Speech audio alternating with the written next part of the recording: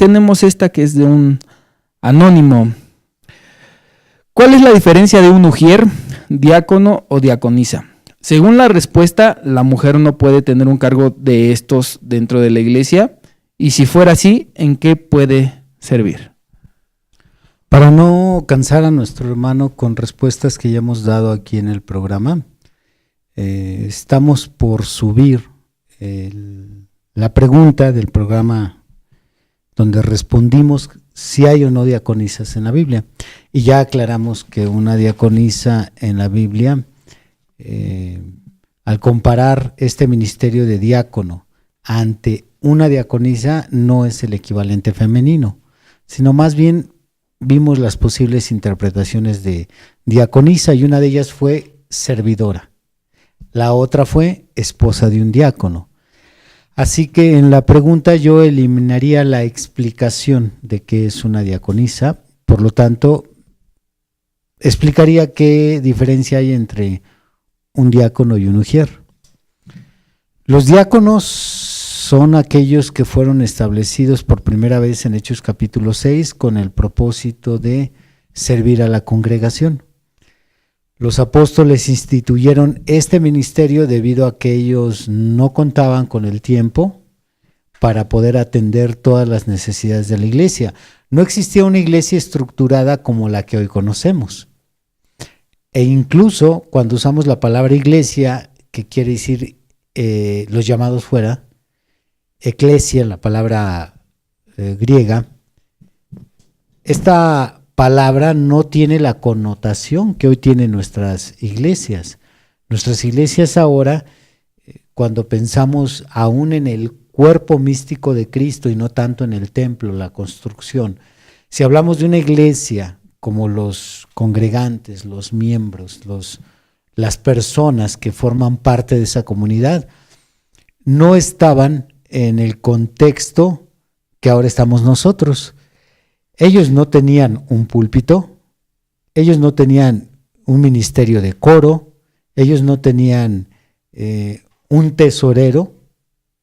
El ministerio de tesorero está más específico, más consagrado en el Antiguo Testamento. Todo eso poco a poco fue tomando forma. Entonces, bíblicamente lo que aparece primero después del apostolado es el diaconado. Después de los diáconos empezamos a ver ciertas funciones, las cuales ya podemos nombrar. Pues esto corresponde al ministerio del coro, esto corresponde al ministerio del síndico, etcétera. Y en el caso del ujier no es un ministerio que ni siquiera aparece en el primer siglo. Ministerio de ujier es un ministerio o una función, como se le quiera llamar, que empieza a tomar forma en el siglo XX. Probablemente en el siglo XIX ya había, pero yo no he leído, porque el ujier en realidad es una función que existía en los palacios, existía en algunas oficinas de gobierno antiguas, ya que eran los encargados de recibir a las personas que visitaban al rey. Se distingue de un portero porque el ujier era una persona enérgica, muy dura incluso en su forma de hablar. Aunque también precisamente tenía las llaves, ¿no?, del recinto en este caso, pero sí hace una diferencia total de un portero. Correcto.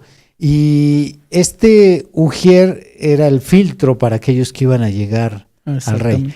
Entonces, dentro de sus funciones serviles estaba dar la bienvenida, darle algo de tomar antes de pasarlo con el rey, atenderlo, etcétera.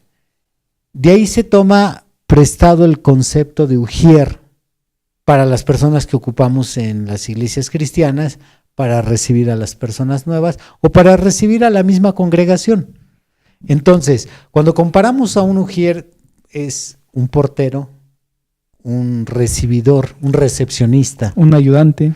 Un ayudante. Cuando hablamos de un diácono, estamos hablando de una persona que tiene un cargo, si no igual al del pastor, muy similar al de un pastor, porque tiene que cuidar a una iglesia, como lo hace un pastor, tiene que atender las necesidades de una iglesia como lo hace un pastor.